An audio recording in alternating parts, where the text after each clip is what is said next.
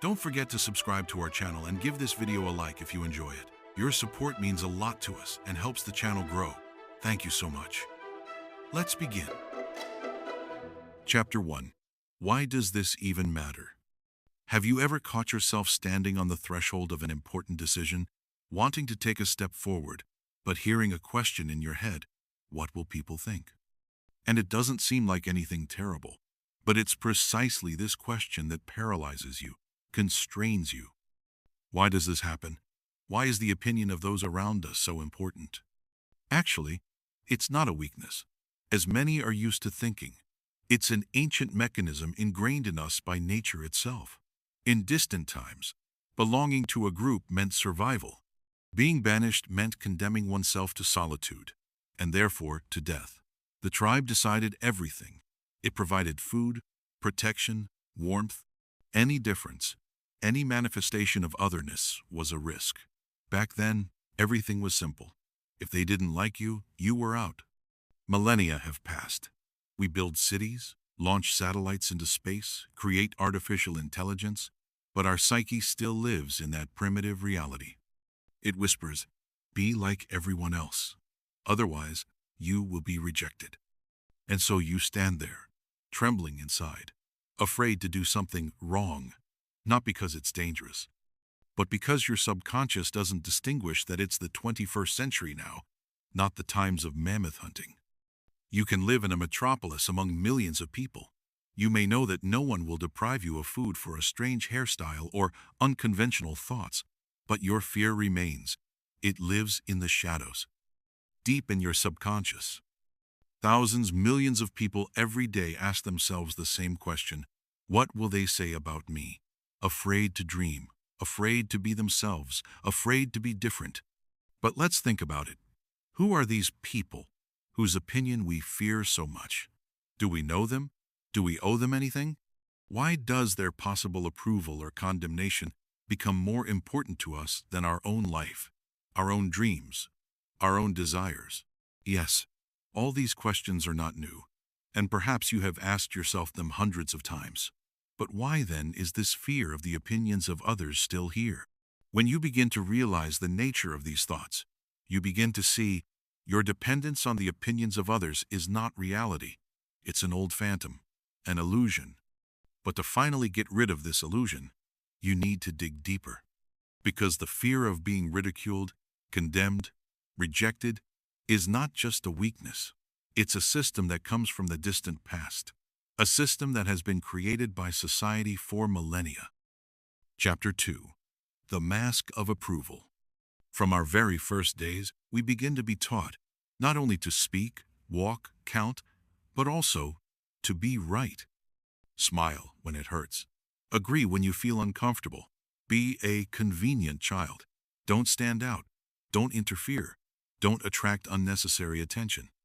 And this learning happens imperceptibly, softly, through praise for good behavior and through punishment for bad. We are given guidelines for behavior in society, but the truth is that these guidelines are subjective, and they were created not at all for you to be happy. They are needed so that you can function normally within the system. Yes, normally, from the word norm. You do something your own way.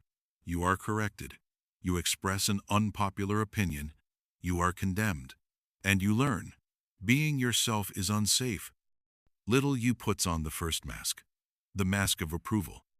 You understand, if I want to be loved, I must be not myself, but who they want to see me as. School only reinforces this program. Standardized tests, unified requirements, and again, adjustment, adjustment, adjustment. You learn to evaluate yourself by other people's standards. Am I good? Am I smart? Am I beautiful, successful, right enough? But in whose eyes? Who are these invisible judges before whom you are constantly taking an exam? And so, having grown up, you almost no longer distinguish where your real self ends and what is built from other people's expectations begins. You go to a job you don't like because it's necessary. You keep silent about your real dreams because it's stupid. You wear clothes that fashion dictates, not your heart. You live someone else's life. Because somewhere inside you, a child still lives who is afraid of being condemned for sincerity. And society encourages this. Because obedient people are easier to control. They are easier to manipulate. You can sell them dreams they never needed. Impose values that are alien to them. Understanding this, you begin to see the mask of approval is not yours. It was put on you. And you wear it because you believe that without it you will be alone. But that's a lie. True intimacy is born not from adjustments, but from authenticity. Real respect comes when you remain yourself, even if it is inconvenient for others. And to get your face back, you need to start asking questions. Real questions. Uncomfortable questions. Who am I? What do I really want? Who would I be if I weren't afraid of what people would think of me? Chapter 3. The Fear of Being Misunderstood. Close your eyes for a moment and imagine this. You are standing on a stage in front of 100 people. All eyes are on you. Your every word, every gesture, every glance is under scrutiny.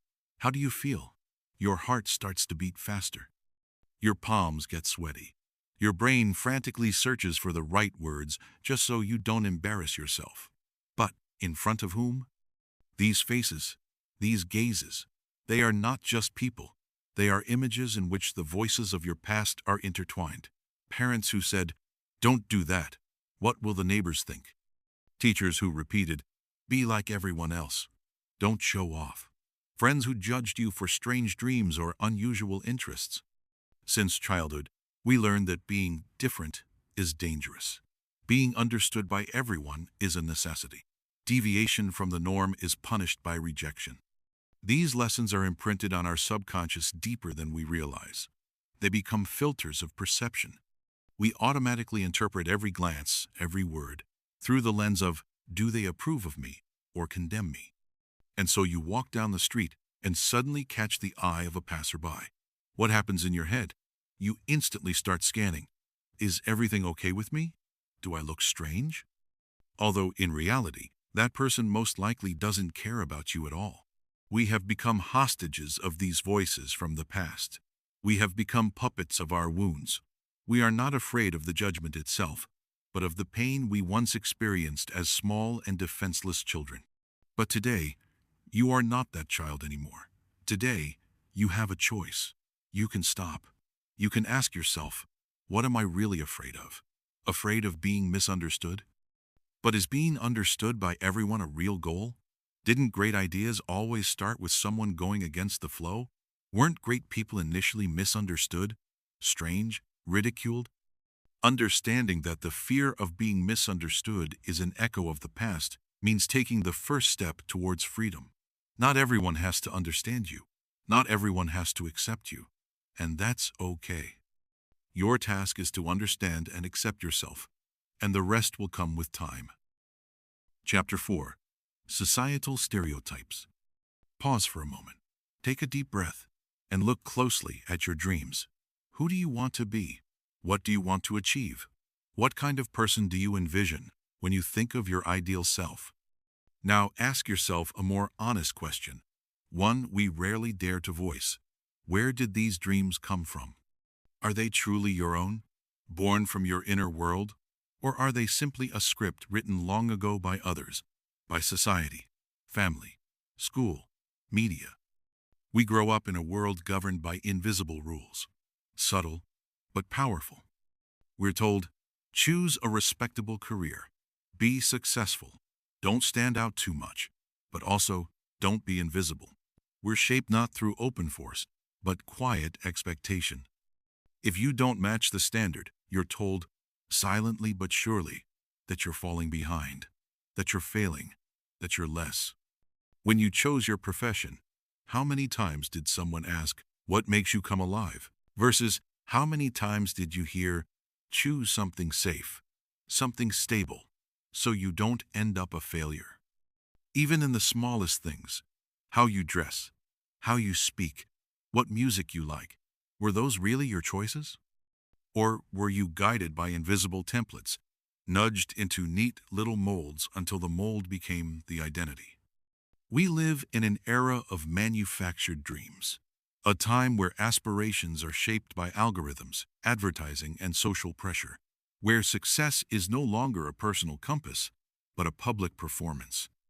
If in the past people dreamt of survival, purpose, or creation, now the dream is to fit an aesthetic, to look like the front cover of a lifestyle magazine, to earn like a startup founder, to live in an image, not a reality. But pause again. Whose dream is that? Is there a quiet part of you that's drawn to something entirely different? Maybe you've always wanted to open a quiet bookstore in a forgotten town, or paint in solitude without worrying about galleries and income, or travel the world with a backpack instead of building a 5-year corporate plan. Why are these dreams often dismissed, called childish, naive, unrealistic? Because they don't fit the template, because they don't serve the system, because society whispers in your ear, be normal, be reliable, be like everyone else. We bend, we conform, we chase goals that were never ours to begin with, and one day we wake up feeling empty, successful on paper, but lost inside. So ask yourself, honestly, whose dreams are you living? This is not a rhetorical question. Sit with it. If the answer brings discomfort, good. That's the beginning of truth. That means something real inside you is stirring, asking to be heard. Letting go of borrowed dreams is terrifying, but not as terrifying as building someone else's fortress your whole life, and one day realizing you never even lived in it. The real courage? It's not chasing more. It's choosing your own dream, no matter how small, quiet, or misunderstood it may seem, because only then are you truly free. Chapter 5. The Fear of Standing Out. When was the last time you wanted to do something differently, but stopped yourself? When did you feel the urge to say something that truly mattered, but held your tongue? When did you want to look the way you really wanted, but instead reached for the safest, most acceptable version of yourself? We live in a strange paradox. On one hand, society celebrates individuality. On the other, it quietly demands that we be correct, the right words, the right behavior, the right angles in photographs, conformity dressed in the costume of self-expression. And whether you realize it or not, you're constantly being persuaded. Deviation is danger, not explicitly, but subtly, repeatedly, so much so that it becomes a reflex. You don't even question it anymore. You just hesitate, retreat, comply. This fear of standing out is not simply a personality trait. It's a deep, ancient imprint, an evolutionary instinct. Thousands of years ago, to be cast out of the tribe meant death. Survival depended on belonging. So, we learned, blend in or perish. But today, that programming is outdated, because now, no one will hunt you for speaking your truth. You won't be exiled for wearing something different or thinking outside the norm. Yet, the fear lingers. And instead of living freely, we censor ourselves, trying to impress an invisible jury. That jury? It's fictional.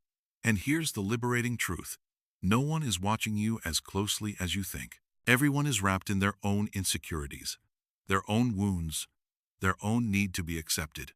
Still, you hold yourself back, not because the world will reject you, but because you've been taught that being different is dangerous. But history tells another story. The people who changed the world, the artists, thinkers, visionaries, they were all different, not slightly, radically. Mark Twain once said, "Whenever you find yourself on the side of the majority, it is time to pause and reflect." Those words still ring true. Being yourself often means walking upstream, not to rebel, not to shock, but because truth doesn't always follow the crowd.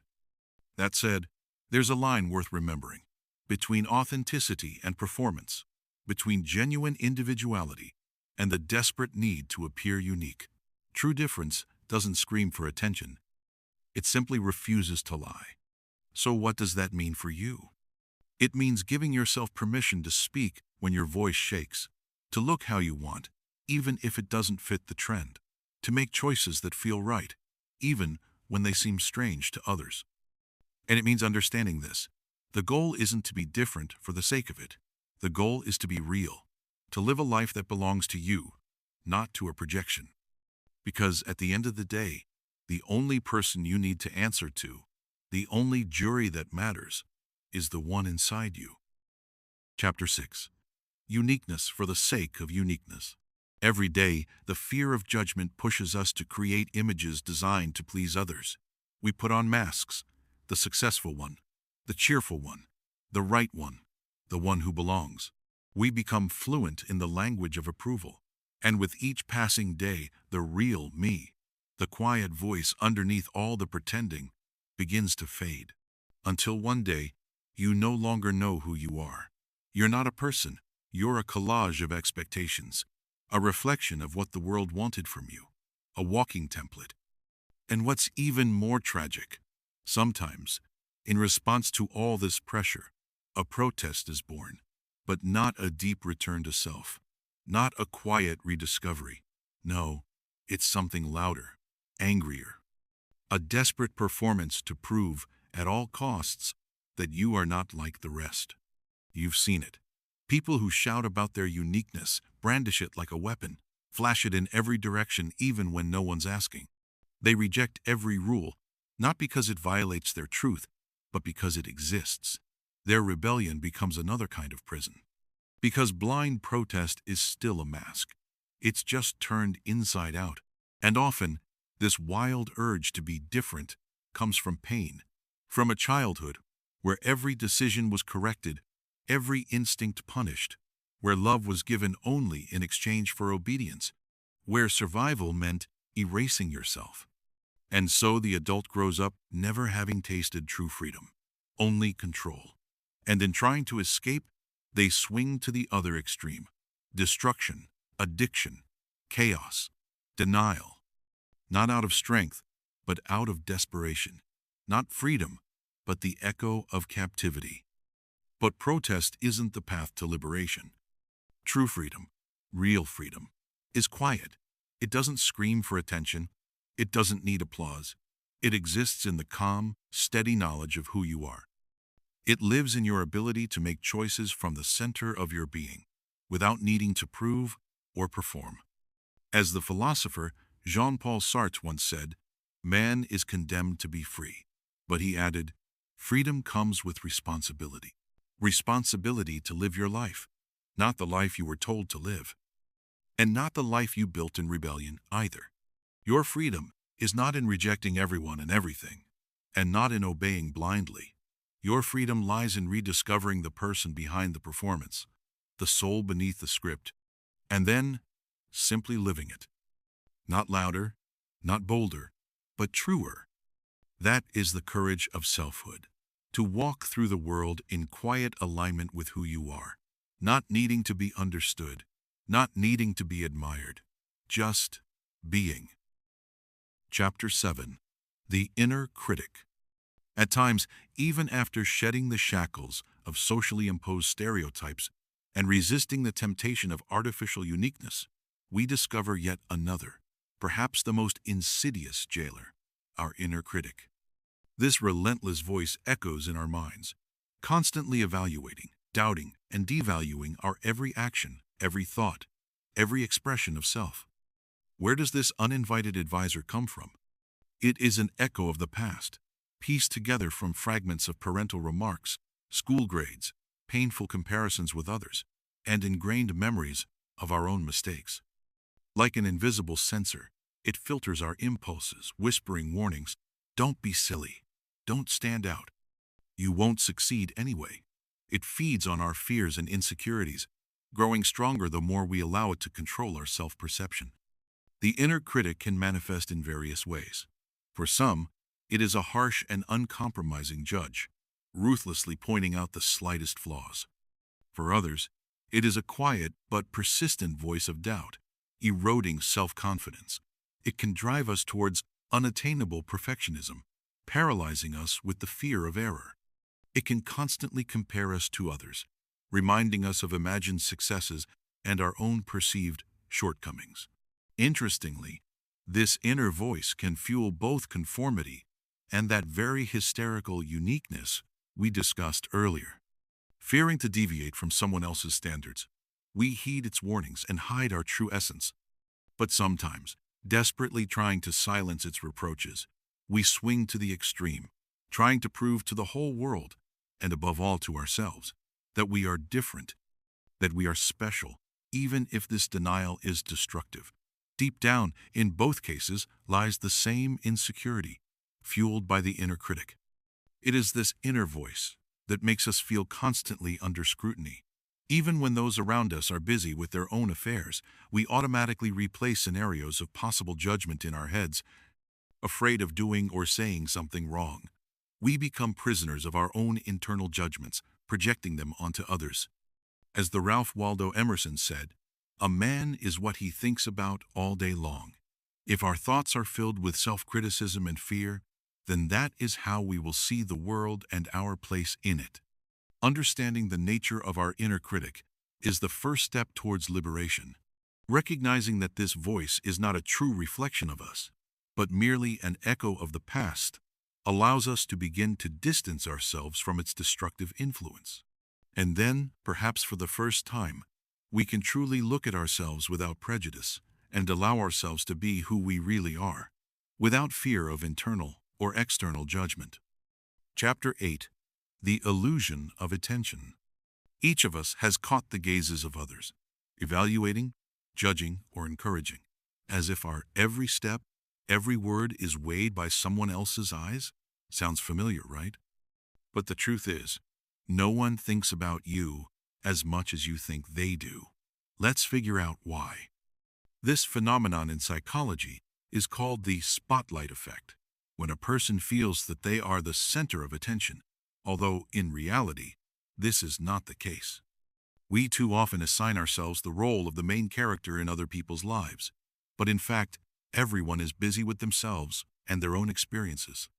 Have you ever noticed how often we ourselves fixate on our mistakes, slip up, worry about doing something wrong, but in reality, other people may not have even noticed? You worry excessively about something that wasn't even observed. Every person is immersed in their own thoughts, problems, and worries.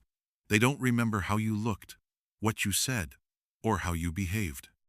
They are thinking about what they have to do, about their own anxieties. And when you understand this, it suddenly becomes easier. You suddenly feel freedom. You are not obligated to be perfect for everyone around you. You simply live your life. When you begin to realize that you are not the center of other people's thoughts, a feeling of lightness appears.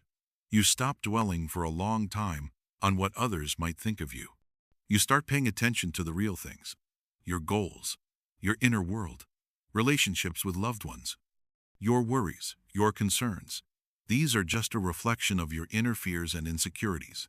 But in reality, the world around you is not so focused on evaluating, judging, or criticizing. This is liberating. You can breathe freely, knowing that you are not obligated to meet someone else's expectations. Your life is your life. What matters most is how you yourself perceive it. We are all part of the world, but that doesn't mean we should allow our fears and doubts to influence our decisions and actions. After all, if you stop thinking that everyone around you is constantly watching you, you will begin to act more confidently and naturally. So maybe it's time to try? Chapter 9. Living by your own plan. Have you ever wondered why we so often follow other people's expectations? Why does it seem that all our decisions, whether it's choosing a profession, a lifestyle, or even friends, are made in response to something or someone else? When you begin to free yourself from these external expectations, you come to an important realization. You deserve to live according to your own plan, not according to other people's plans. And this is where your true freedom begins. But for this, you need to understand one important thing. No one really cares about you that much. The truth is, in the global sense, everyone doesn't care. Of course, there are definitely people who care about you, but in general, society doesn't care about you at all. The truth is, no one will spend more than 5 minutes judging you. So is it worth worrying so much for those 5 minutes? Is it worth trying to please everyone for years for those 5 minutes? The truth is, The more you try to please those around you, the further you move away from yourself. You become like a puppet whose every step is dictated not by your desires, but by how you want others to see you. And here, fear enters the stage. The fear of making a mistake, the fear of being misunderstood, the fear of not fitting in. This fear limits your actions, turning your life into a reaction to those around you, rather than a conscious movement forward. But when you stop looking back at other people's opinions, the opportunity arises to take your first step in the direction you truly want. You begin to realize that you yourself are the creator of your reality, and you can start building your life according to your own plan. But how do you get rid of the fear that has been sitting inside for so long? The first thing to understand is that fear always appears when you step outside the familiar. We are afraid of what we don't control. But when you face what you fear head-on, you stop being afraid. Fear is just a signal that you are moving in a new, unexplored direction, and there is nothing wrong with that. On the contrary, it is your path to growth. When you start acting according to your own plan, you feel a harmony arising within you. You stop being a victim of other people's expectations. You become more confident, and your actions become more conscious. You begin to understand that your own desires and dreams are not just whims, but an important part of your true essence. And here, an amazing feeling appears: inner balance. This is not something ephemeral. It is a practical state in which you feel that your inner self and the external world are working in the same direction. You begin to live not to please others, but to be honest with yourself. It is when you become honest with yourself that you begin to notice how your reality gradually changes. You begin to make your decisions without looking back at what others will think. You stop living by other people's rules and start living by your own. This does not mean that you become selfish. On the contrary, it means that you become a more mature person, capable of respecting and appreciating others because you first learned to appreciate yourself. So stop worrying about what others will think. Remember once and for all, they don't care about you. Start acting based on what is truly important to you. Allow yourself this luxury. And when you start living your life by your own rules, on your own terms, you will see how this world opens up new horizons for you. Thank you for staying with us until the end. Please don't forget to like the video and subscribe to our channel. Your support truly helps us grow. We appreciate it so much.